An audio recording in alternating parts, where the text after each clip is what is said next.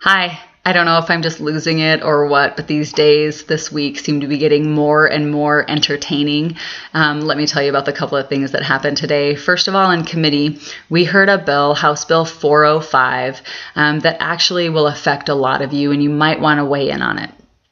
If you've ever gone to a restaurant and you were able to take your own alcohol because the restaurant didn't have a liquor license, this bill would outlaw that, and it would not only outlaw, but it would make it enforceable so that restaurant could get in trouble for doing that. What it does is it gives them a new classification called a bottle club. It doesn't just affect restaurants. For example, I've gone to a hair salon where a lot of women were getting together in the morning, getting ready for a show or an event, and we brought in a bottle of champagne and had mimosas while we were all just having girl time together. That would be illegal. So if you're interested in that and it's something you care about, for or against, House Bill 405 seems like something that would have interest to the general public. We heard, right after that, we heard House Bill 400, one of the most entertaining things that's happened this whole time. It's called the Montana Personal Data Protection Act. And so the gist of the bill is that when you go to Safeway and you're in the Safeway club card, the Safeway club, they keep track of what you buy and they print you coupons based on what you buy, and people can access that information. That's the same reason that why when you're shopping on the internet, you start getting ads directed at you. So this would make that kind of data collection completely illegal in the entire state of Montana unless a person gives written permission. And so the only proponent for this bill was a hacker, and he's paid by the federal government and by huge corporations to try to hack into their system to see if it's safe or not. And he didn't mean to alarm anyone, but he was able to find out our names and our ages and our current address as well as our past address and where we work and where we used to work and so many scary things. And he said that if you buy too much ice cream at Safeway, your information is going to be used to charge you more for insurance. And if you're a woman, they can find out based on your shopping preferences whether or not you're pregnant. Ooh, it was really scary testimony. And what's really ironic about that is that the same time we heard no data collection without written consent, this just crazy, ridiculous, completely unenforceable bill, out of the same committee, a bill was heard on the floor today that said, we don't care how old you are or how long it's been. Anything that's on your record should be included in your credit report, going all the way back to the day that you were born. And it doesn't matter if you were arrested, whether it was a wrongful arrest or not, that should be included on your credit report. So, hey, you guys, where do you stand on data collection? Because I'm getting some mixed messages here.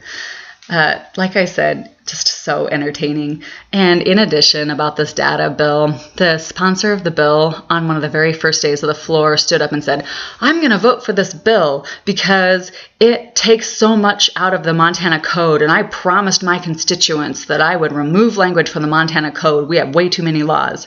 And the bill he brought today adds 20 pages to the Montana Code. That's a lot. You guys don't see these bills, but a lot of them are 1 or 2 pages. So 20 pages that's a lot of completely new stuff. For the first time today on the floor, we heard someone make a motion to do not pass. And so they brought a bill to committee. The committee amended it. Everyone was happy. Rainbows and butterflies voted unanimously out of committee. Republicans and Democrats agreed. And then on the floor, instead of making a motion to pass it, he made a motion do not pass it. And he said that he didn't like the amendments. So I guess he changed his mind. That happens.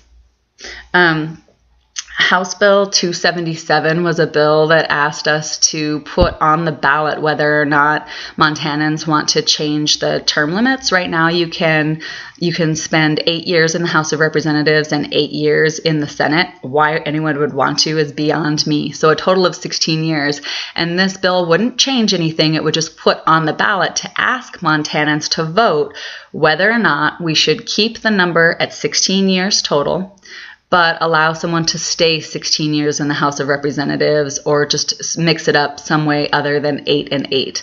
And what's really funny is the same guy yesterday that said, I support tax credits for private schools, and then said, I could never support a tax credit, signed this bill as a co-sponsor, and then stood up and said, I'm going to vote against this bill, and let me tell you why. I really think that the voters of Montana should decide on the ballot whether or not we want to change term limits. Yeah, you understood that right. I didn't say it wrong. That really happened today. I know, it's so bizarre. We finally voted on the House Joint Resolution on coal today, House Joint Resolution 9. And I had emails from my constituents saying, do not vote for that. And let me tell you that the one person on the House floor who stood up and said, the union makers and the boiler makers in my community really feel that this is important to them, he is probably the single person in the entire legislative body who would kill unions the first chance that he got. I haven't voted for a resolution yet, and I voted against this one. The charter schools bill that passed yesterday on second reading failed today on third reading. 49 members voted for it and 50 members voted against it. That was House Bill 315. So starting probably at 3 o'clock today and lasting until 1 o'clock tomorrow, there will be some nudging and elbowing and arm twisting and cajoling and convincing to try to get those folks to, go back to the dark side. And you will probably see tomorrow a motion to reconsider their vote.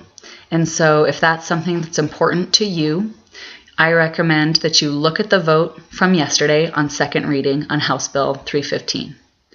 Then look at the vote from today on House Bill 315 and notice the people who changed. They were yes yesterday and they were no today. Call those people and tell them, thank you for standing up for my values. Stay strong. Don't be changed. You did the right thing. Because they should listen to you. You matter. We work for you.